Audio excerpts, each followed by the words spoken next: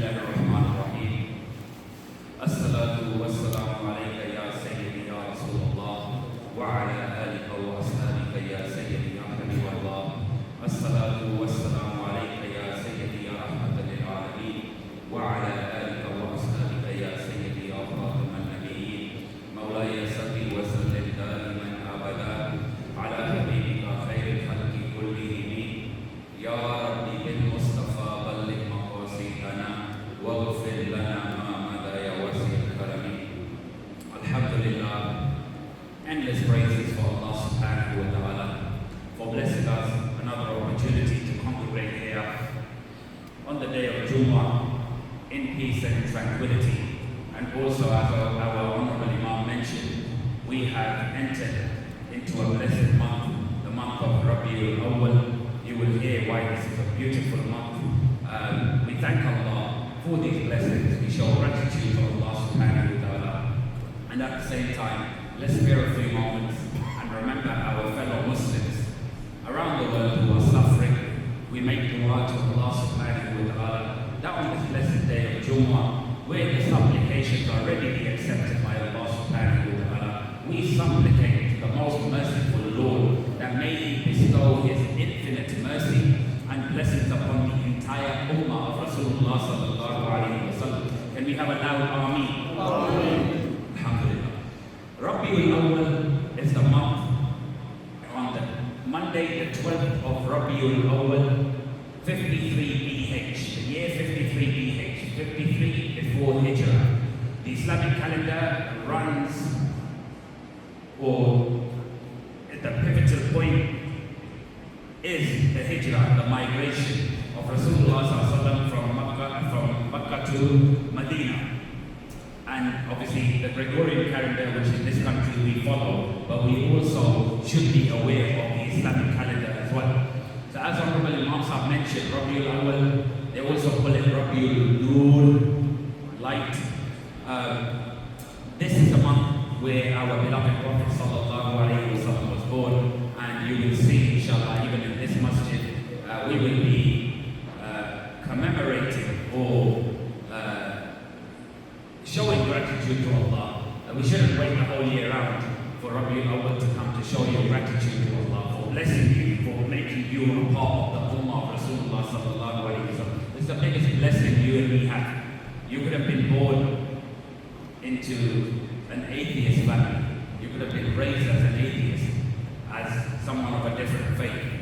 You could have been anything, but Allah chose you, Allah chose me to be born into a Muslim household, to be born and raised as an ummati of the best of creation, Rasulullah sallallahu alayhi wa sallam. Who? Prophet Muhammad sallallahu alayhi wa sallam is that prophet where approximately 124,000 prophets, they all wish and pray that on the day of judgment they would hope and wish to be under the banner of Prophet Muhammad sallallahu alaihi wasallam. But you and me are blessed that inshallah, if we die with Iman, maybe we all die with Iman, we will be raised under the flag, under the banner of Rasulullah sallallahu alaihi wasallam. This is the biggest blessing you and me have. Because Rabiul Awwal has come and everyone's going to be talking about the Mawlid, the Milad.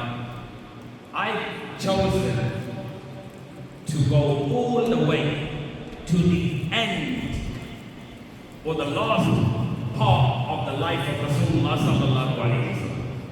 You will know it's called the last farewell sermon. This is the last major sermon that Rasulullah sallallahu alaihi wasallam delivered. There were approximately 124,000 companions, may Allah be pleased with them. They were present there. And from the sermon, I have extracted a few points which I want to relate or mention to you. So Rasulullah sallallahu alaihi wasallam, on his last sermon, after praising Allah subhanahu wa ta'ala and thanking Allah subhanahu wa ta'ala, he said, "O people, lend me an attentive ear, for I know not whether after this year I shall ever be amongst you again." Therefore, listen to what I am saying to you very carefully. Take these words to those who could not be present here today. He said, "O people, just as you regard this month, this day, this city as sacred, so regard the life and property of every Muslim as a sacred trust." He said, "Return the goods entrusted to you to their rightful owners. Hurt no one, so no one shall hurt you. Remember that you will indeed meet your Lord, and that He, subhanahu wa ta'ala, will indeed reckon your deeds. Allah has forbidden you to take usury, interest. Therefore, all interest obligation shall henceforth be waived. Your capital, however, is yours to keep. You will neither inflict nor suffer any inequity. Allah has judged that there shall be no interest, and that all the interest due to Hazrat Abbas ibn Abdul Muttalib, which is the Prophet ﷺ's uncle, shall henceforth be waived." So he not only did he say no more interest, he said, today my uncle, whatever interest is due to him is waived. So he began with himself, his family. And he said, "Beware of shaitan for the safety of your religion. He has lost all hope that he will ever be able to lead you astray in big things. He has lost all hope to be able to lead you astray in big things. So beware of following him in small things. O people, it is true that you have certain rights with regards to your women, but they also have rights over you. Remember that you have taken them as your wives only under Allah's trust and with His permission. If they abide by your right, then to them belongs the right to be fed and clothed in kindness. Do treat your women well and be kind to them, for they are your partners and committed helpers. And it is your right that they do not make friends with anyone of whom you do not approve, as well as never to be unchaste. O people, listen to me in earnest. Worship Allah. Say your 5 daily prayers, your salah. Fast during the month of Ramadan and give your wealth in zakat. Perform Hajj if you can afford to. All mankind is from Adam and Eve. An Arab has no superiority over a non-Arab, nor a non-Arab has any superiority over an Arab. Also, a white has no superiority over a black, nor a black has any superiority over white, except by piety, by taqwa and good action. Learn that every Muslim is a brother to every Muslim, and that the Muslims constitute one brotherhood, one ummah. Nothing shall be legitimate to a Muslim which belongs to a fellow Muslim unless it was given freely and willingly. Do not, therefore, do injustice to yourselves. Remember, one day you will appear before Allah and answer your deeds. So beware. Do not stray from the path of righteousness after I have gone.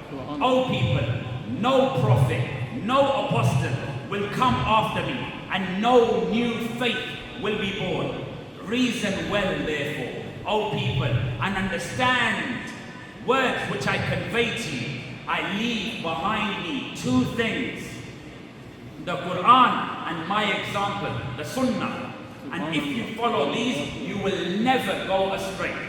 All those who listen to me shall pass on my words to others, and to those others again. And may the last ones understand my words better than those who listen to me directly.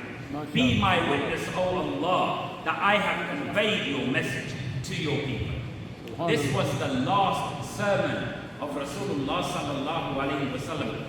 Few extracts I have taken from there, which you and me can benefit. The month of Rabiul Awwal has come. Remember, brotherhood, unity, we lack this.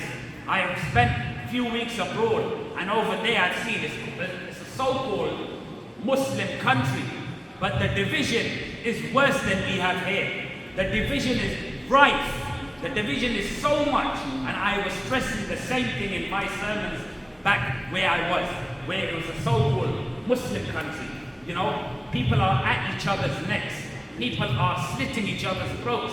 People are raising arms against their fellow brethren. The message is, no matter what issues you have, just remember, you are brothers. You are brothers in Islam. These flags, these nationalities, this is not your priority. This is not your first objective of being proud of your nationality first. No, that's secondary.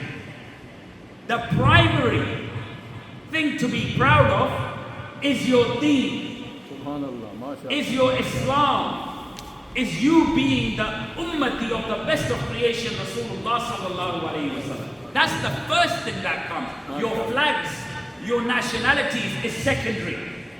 Don't make that your primary and your deen secondary. This is what they want. So remember, we are brothers. We are like the bricks of a building. We strengthen one another.